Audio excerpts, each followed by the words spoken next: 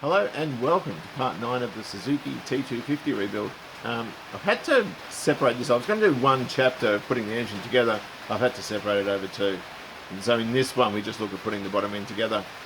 And I even found some plated bolts, which I already had here. They were ones I sent off with a whole bunch of other plating when I did the CV350 one. So many thanks to everybody who turned up for yesterday's live feed. I never announce live feeds because it takes me a while to get the camera going, and I did announce one before and it didn't work because I couldn't get the camera going and I didn't know how to do it. Stupid, but what do you do? But everyone turned up. Two of the new channels, Don's Tricks and XA Coupe Guy, or Coupe Guy. Those two guys are fantastic. They turned up. It was lovely to see them as well as all the regulars. Some of them, Vigilante 351, left a couple of messages and I didn't get a chance to respond to them. I sort of scrolled back through it. So I'm really sorry if I missed answering some questions or that sort of thing. But I'll do another one reasonably soon. Many thanks to people who drop donations in. That's always lovely. It's a big present for me because most of what I get paid goes on bills and the upkeep of the family. I've got 3 adult children. They're all still living at home. So they don't come cheap. So... you know, the Patreon and the YouTube advertising is what pays for everything here. And it doesn't pay for everything, but it pays for a good deal of parts and all that sort of stuff. So it's really good like that. So this is looking very positive. I've got the barrels back on. It hasn't got the new pistons yet. I looked at them and I looked at the rings and thought, you know what, bugger it, I'm just going to stick it back together because I don't know when that's going to roll up and I want the thing back in one piece and going again. So I hope you enjoy. Okay, so straight off the back of the other video, which is now, you would have seen it, but it's being zipped up on the computer ready to be uploaded. I'm going to get some compressed air and blow it all out and then start to reassemble them. While I'm at it, I might take that out too because I'm now ready to clean that. Our little experimental sealing job, which has worked very well. That's always a good thing. There we go. And I'll blow it out. That's actually stuck there. What's going on with this? Gee, it's stuck pretty well. Hang on a minute. There we go. Lovely. That did the job. Alright, I'm going to go blow it out and I'll be back. More dilemmas. Right, this is a better shaft than this one. That one is scalloped in on the contact edge, and if you look at the profile, can I show you the profile? Can you see the profile difference? So I want to use this, but the problem with this one, when they did this looks like a sintered bush, like powdered pressed metal sort of thing. When they did it, it's got a bloody crack, and if that happens, then it's going to be weak in that area there. That piece is going to come out. Pain in the bum. So what we're going to do, I'm just looking at this one here. I've taken the seal off because I want to use this foot with that bush. No, that foot with this bush. Taking the seal off, that's easy enough. This bush slides off and I want to really look at these things under a magnifying glass to make absolutely sure that they're what I expect. And then there's a thrust washer which has got a spring here. So I'm just going to work that one out. Then this sits over an aluminium space which is loose and it's only held in by the end of the springs. This is less than ideal, this end.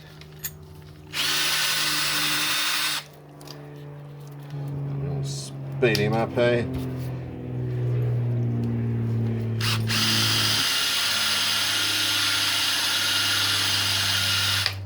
That's awesome. Let's give one more smack and we're good. I believe we're good. Right. Now, I'm having trouble because ultimately that was the shaft in better neck before I did this. That's going to be fine. That's cool. And now we should be able to get that bush off, which we can. I've set up the components on a screwdriver so I know exactly what I'm doing. I'm telling you that anyway. Pop this in a vise, get that off, and we can start rebuilding it. Right, now we can have a look-ski. They've each got a thrust washer on the end. There's the crummy one, that's the good one. Now these bushes. What's happened is that because it's been pushed in the wrong way, it's affected that hole, so the pin won't go in. I use the longer pins so I can show you what I'm talking about. These are the crankshaft pins, and I've sacrificed one out of the other one because I needed a longer one. But they stop short, and they're not meant to. So, is that the cracked one? That's the good one. Alright. No, damn it, I put the good one on there. Where's the good one? That's not cracked. Hang on, let me find the cracked one. This is the knackered one. Right, so I'm not interested in using that. I'll get rid of it. So it just means putting a 3mm drill bit through there, I believe. And we've got this one here. Let's put those bits back on.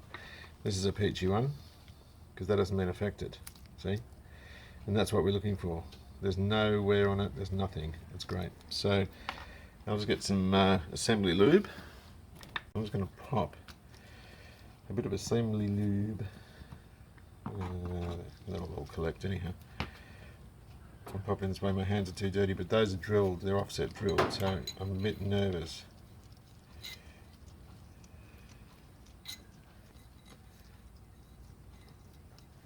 So that's cool, we're good. So what I'm going to do is I'm just going to pop a spring back on. Obviously I'm going to go for the cleanest one, which is theirs.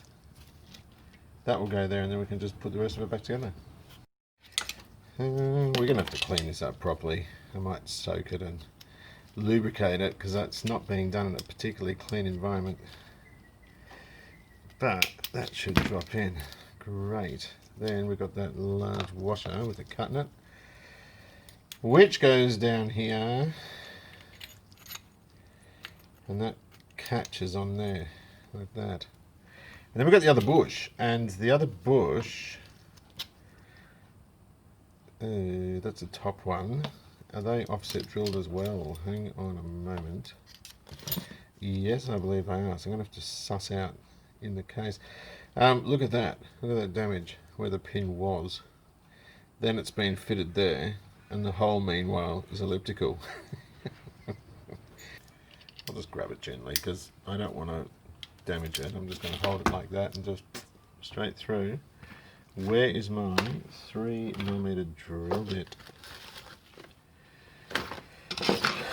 Come on, Anderson, you colossal anus. Where is it? Oh, it could be 3.5.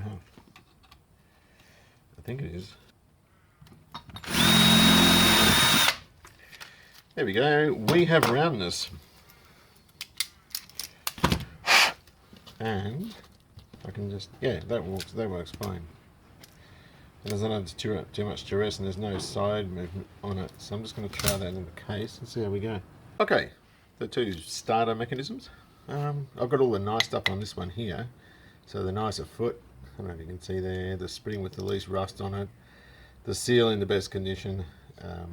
Interesting to note, whoops, sorry, these holes here offset, well, they're not central. The shorter end of them faces in, so when you stick it down, it's all good. That one there is the worst of the shafts, obviously with the worn foot there, but not just that, that's the bush that's got a crack in it there, and that can just be pulled off. So I don't have to go through all the drama of doing that again if we do reuse that. I would almost weld up that and then grind it flat. I didn't do it this time around because I just didn't want to. Alright, so I got this pin to mess about with, so I'm going to try, I'll drill this out, I'm going to actually put it in here, and I've just got to set the depth of it, so I need to know. Now this is another example of, here we go again, where we have a piece of this stuff that's fallen out and the hole has gone through.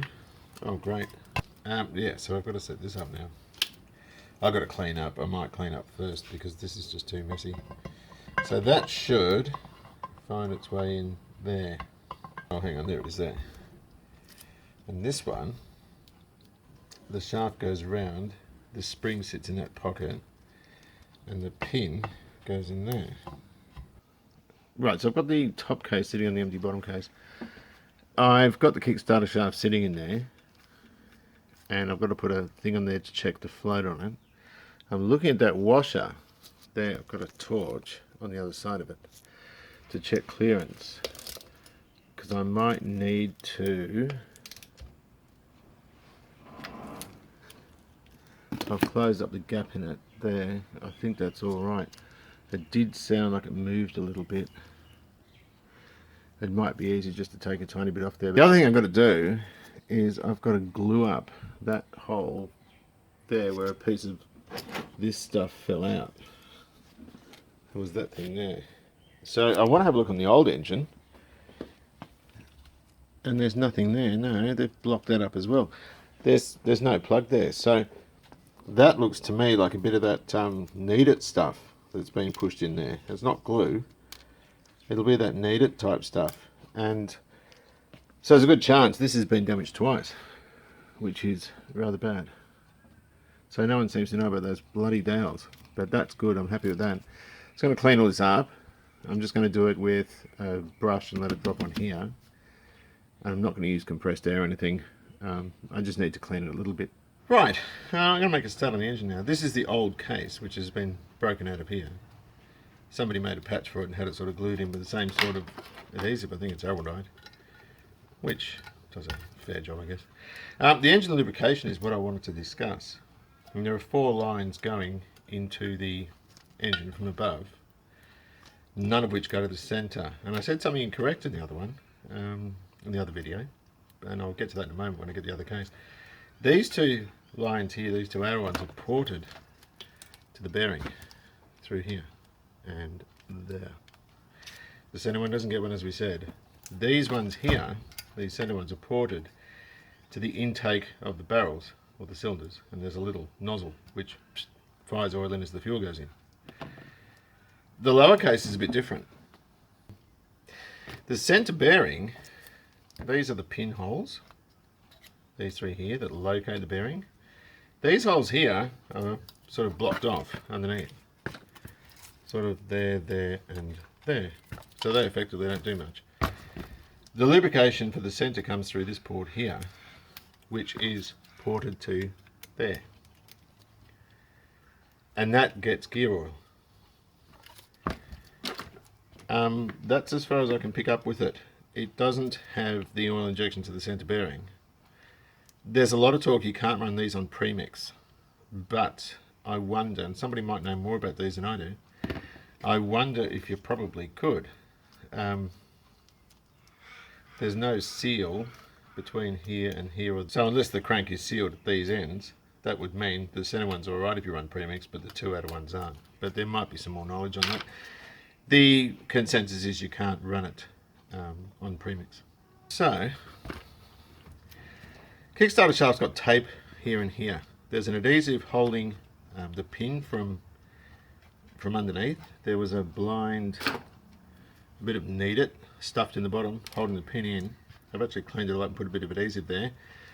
The pin's quite tight in the collars, and so it's super accurate, but I don't want the collars to pull the pin out because that glue I only put in a few hours ago.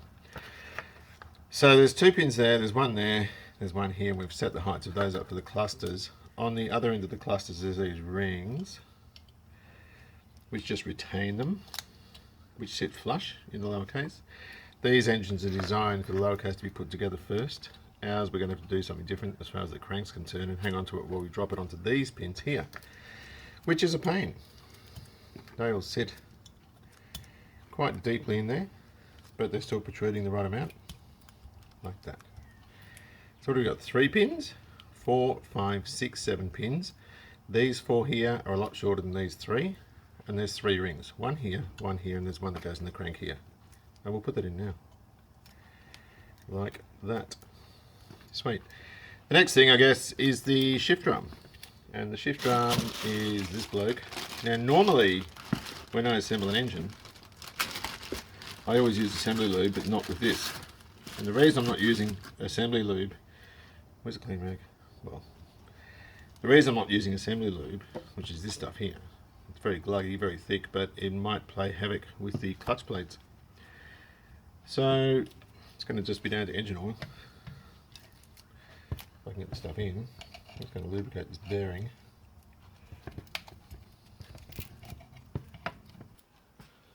Okay, there's this guy here.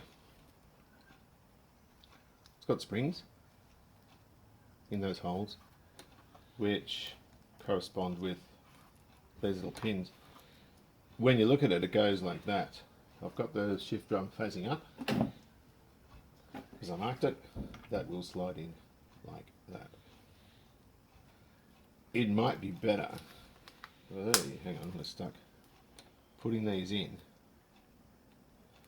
which is going to be a pain in the bum, but they will go. Where's my magnet?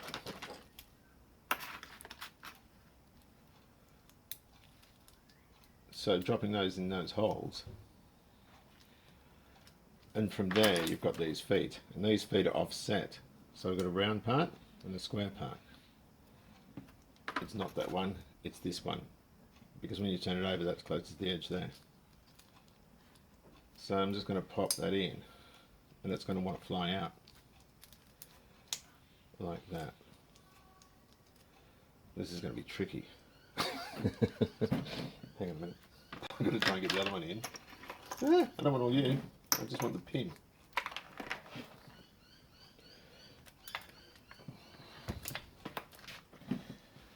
So I'm going to have a go, in an earnest go, getting this in and then holding it together while I get it in the case. There could well be a simpler way of doing this. I just don't know it at the moment. So that is going to want to go like that. Okay, so I've got the shift drum here. Those bits there are in. The needle roll is lubricated. And now I've got to try and put this shaft in. Now this shaft is quite unique in a way. It's got a detent pocket in it there. This rests against that ball and that faces up. So it kind of goes underneath and feeds in, followed by a shift fork which runs in this groove here. I'm just going to pop a bit of oil on there.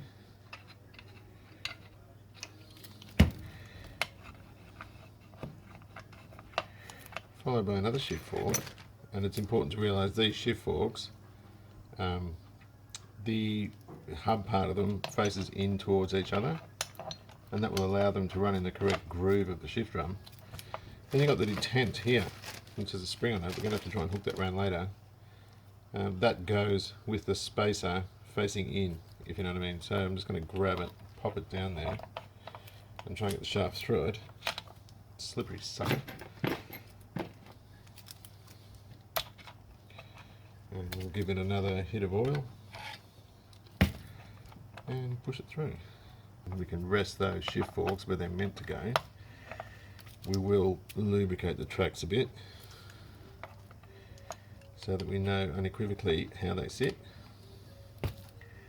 I'm just going to get something to, maybe this screwdriver, to grab that spring down the bottom and pull it against there, like that. And now our detent will work. Good. Right, so that sits like that. Now the next one is a much simpler shaft. There's only two components to it, and it's the same sort of thing. You are literally, if I can open a friggin' bag, let's just tear the bag. These are the front ones, and I marked it F when I pulled it apart. And again, we're going to drop them in to there and to there, and just put a shaft through it with some engine oil and some more engine oil, and that should complete that bit.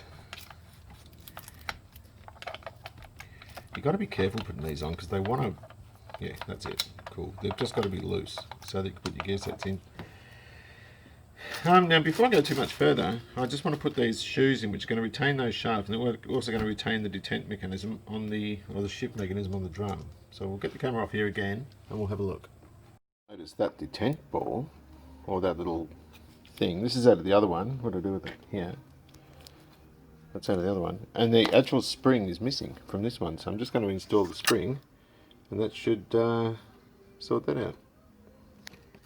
Just sort of taking it out. And it was sort of stuck. It does feel quite free now. So I reckon it'll be alright. I can't push down through the bottom. Only through the top. So we'll put all this back in and then refit the spring and the plug from underneath and it should be fine. Alright, we'll have a look now. Perfect. That's what it's supposed to do. Good. I was kind of critical of the gear shift mechanism on this, but it is a lot simpler than the Honda. I thought, oh, I'm running out of Loctite. Alright. Let me just put these in. Oh, what are you doing? I'm just going to get it started. And then that will go down there. And that will hold that shifter in, shift fork, whatever you call it. That'll hold that shift rod in and also hold the drum in. So that can't come out. I'm petrified of... what's going on here? There we go. I'm petrified of those things sliding out and going twang everywhere. It would be a bad day at the office. Get it started and that'll hold everything in and then I can relax about those guys. Alright, well I'll tighten those up.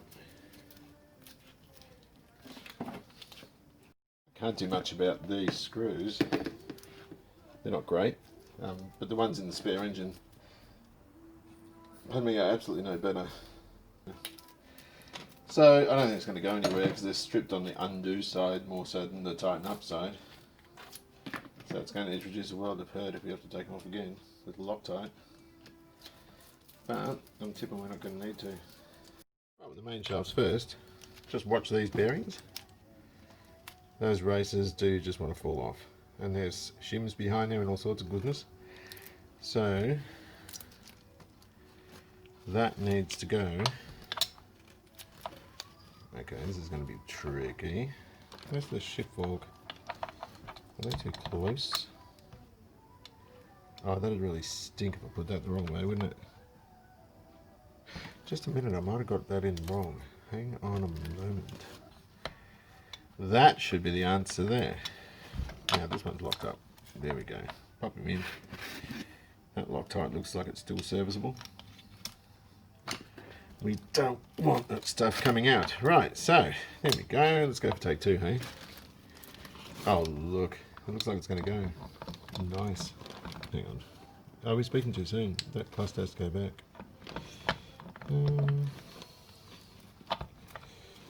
That has to go up. God, what an arsehole. What's going on with this? There we go. Rotate that guy so it stops and plops down. That's cool. Alright, so now... Oh, good. I made the mistake of not taking the sprocket off, which was dumb, but I did what I did. So part of this goes over the case here. It's a little thrust plate which runs in there, but I'm just not sure which side of the thrust plate that thing runs on. I think this is a pain in the ass. This one's not going to be easy. Maybe I need to revisit what I'm doing. Just a moment. This is going to be somewhat tricky. Where's my little screw stick? Here she is.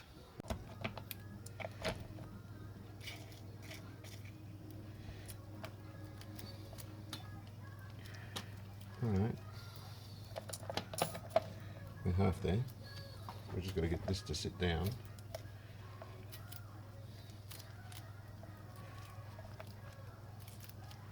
That bearings, yep, that's it, cool. Let me get some oil and put it on there and on those areas. Alright, so we've got lots of gears, which is good. I think that's 4. third, second. There should be a little neutral and first. No. First. There it is there. Neutral. Good. Alright. Alright. What have we got? Gear shift. There it is. It just runs up and down on that gear and goes through to the other side of the crankcase. That little protrusion there fits in the centre there. That's all it is. So I'm just going to lube it up with my oil can. Just a bit of oily poo on it. There we go. And just start threading him through.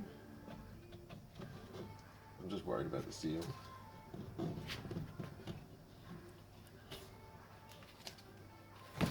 Maybe I'll pop a little bit of that's covered. I've got that tape on there and it's covering where it's got to come through, so I'm just going to move it out of the way. That's perfect. Bit of oil in there too. Probably should have put a bit of grease in there, but I didn't. And it's coming through. Please don't tear the seal, otherwise I've got to buy a new one. What's going on now? There we go.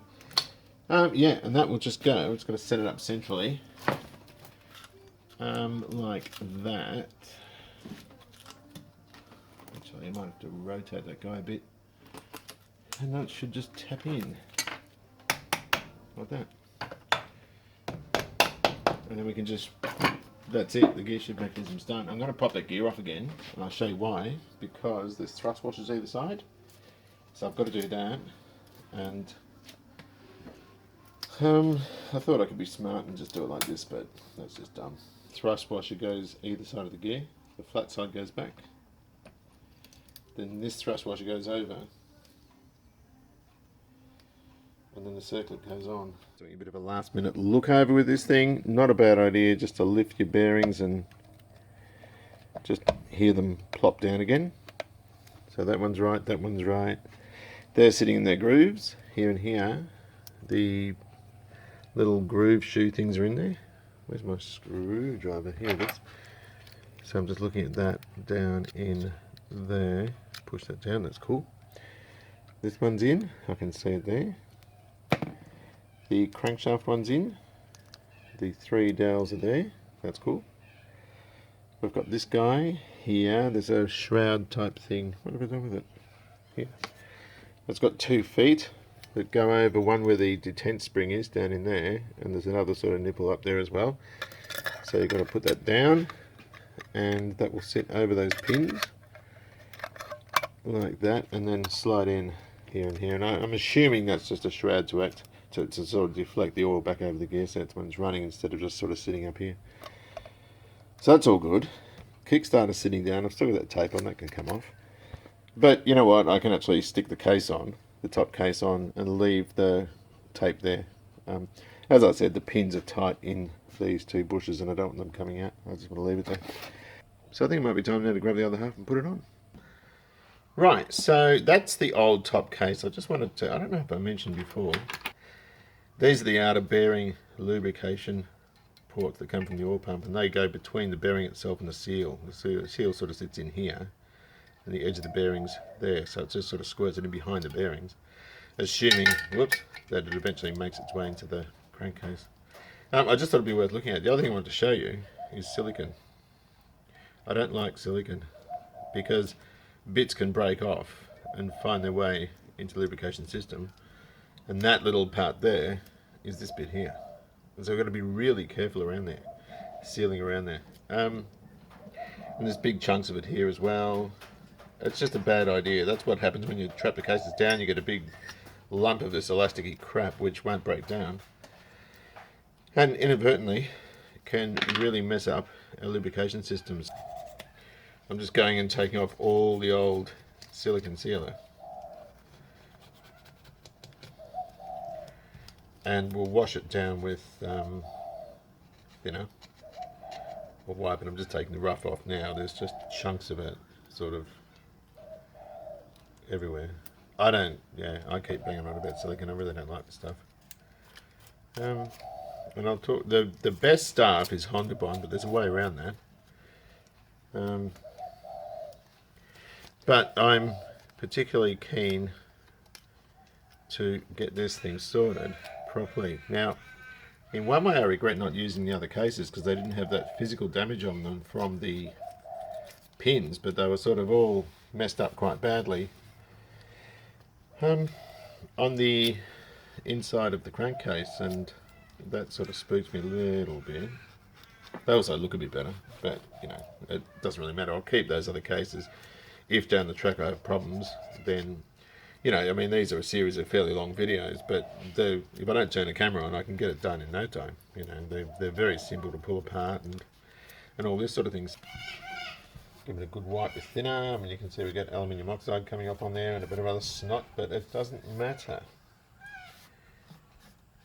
We'll just give it another wash. All that gasket comes off very easily with the thinner. So we'll give it a couple of wipes down. This is just the first one. Right, I think I've got this clean. I was looking around for some sealer. I can't find my Honda Bond, and this stuff came in this box. Hylamar, which I thought would be alright. This has been in my box since 1995, I think, when I was at... It used to be Blackburn Prestige, and then they changed to Blackburn Kia. About 96, 95, I don't know. It's been in my box since then, and it's still usable. The only thing I don't like about it is, I mean, it's great. It looks like the right stuff, but it's actually a silicon, and I don't want silicon. I much prefer the Honda Bond because I know it's so highly regarded. But Honda Bond itself is quite dear. The last tube I bought, and then I had ordered from the United States. It's like $28. Same stuff as 11043 Bond. This stuff's like, I think, $17 or something locally. So I ordered this. And we'll get him out and have a look. And apparently it is just the same stuff. Okie dokie. Let's have a look. Give him a bit of a stab. That's it. It's liquid rubber stuff. It's the same as, it's 1104, so it's the same stuff as the Honda Bond. So what we're going to do first, I'm just going to seal around this first. And we'll turn the camera back on. Okay, let's do this. Now, Alan Milliard is a very, very, very clever man. He's an Englishman. I mentioned him in another video that fabricates his own engines, basically. And he is of the opinion the best thing to do is to use a brush to put the sealer on, which I hadn't thought of before. And so that is what we're doing. Brushing the sealer on. And that's particularly useful in areas like there where there's oil galleries and that sort of stuff. I'm going to go around the bottom of this seal too. And then we'll just put him on. I've got a bit on the bearing there. I'll have to wipe that off. But you've got much more control with the brush than your finger because it doesn't tend to gather at the end. And you don't want that. So I'm just going around doing what he said because I hold him in very high regard. So you've got limited working time with it. Fucking rude, wouldn't it? Alright, so this is going to be tricky because I've got to lift it and, whoa, that's not good, and stick it on like here, like this.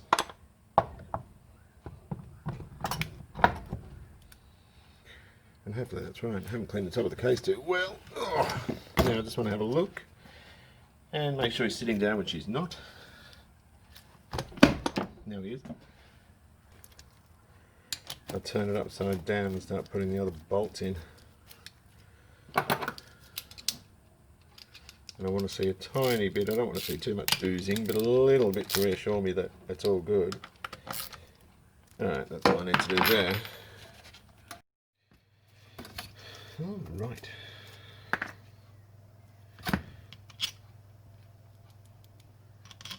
Oh, I need anti-seize.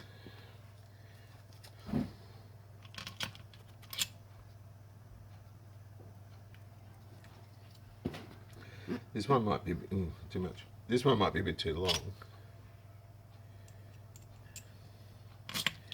for there. This one.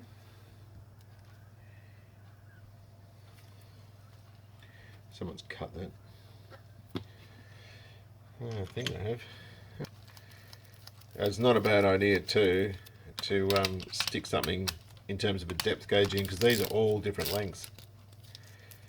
And the last thing you want to do is more damage to the case, which means you'd be damaging the top case more so than the bottom one, and the bottom one's already got its fair share of damage on. But the more I look at it, the more I'm thinking I probably should have just stayed with the other case, because there's all sorts of bits and pieces. I just thought this one looked a bit nicer.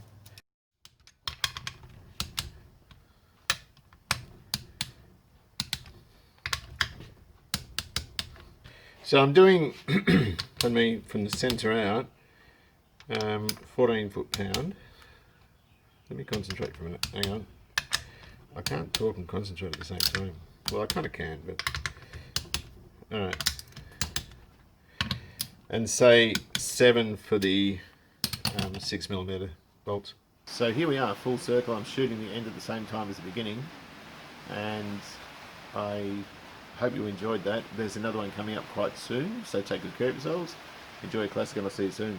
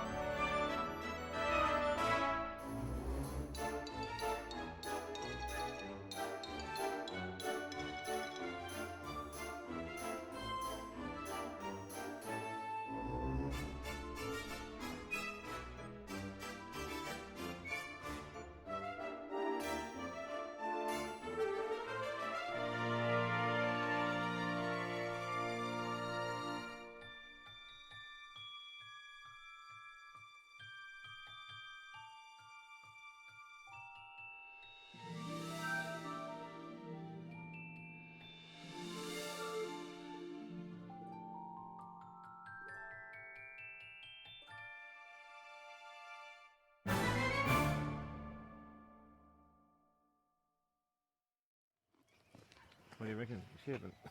Jesus.